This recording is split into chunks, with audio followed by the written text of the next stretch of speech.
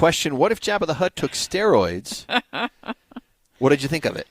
You know, I am a sucker for the Star Wars trailers, even for shows and stuff that I don't watch, like some of the animated shows and things.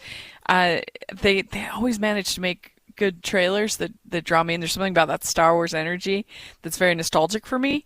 But this did, if you were watching it hoping for it to convince you that it needed to be a movie and not a season of the television show, I think it failed big time. Because they decided to do this. It kind of is the season of the television show in a movie. Yeah.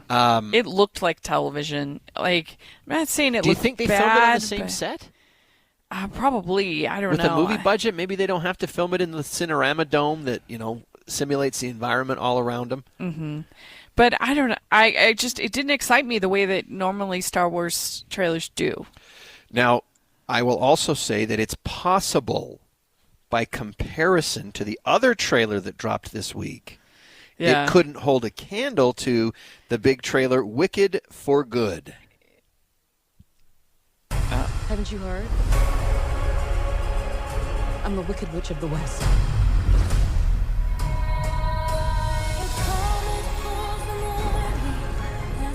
Yeah. My daughter, my 12-year-old, when we went and saw Wicked, the movie, part one, she hadn't seen the stage play. So she thought that Wicked Part 1 was the end of the story because it basically is right before Wizard of Oz happens, where she becomes the Wicked Witch. And she knew this was like the origin story of the Wicked Witch of the West.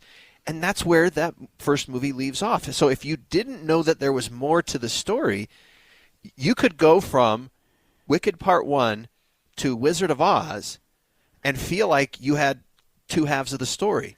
Well, and I was so curious for this because the second act of Wicked is... It's shorter, first of all. Well, it's shorter, but there's also not a whole lot of plot that happens, and there's only really 3 songs in the segment that aren't reprises or reworks of previous songs. So I'm like, how do you make a whole second movie out of that? It's very confusing.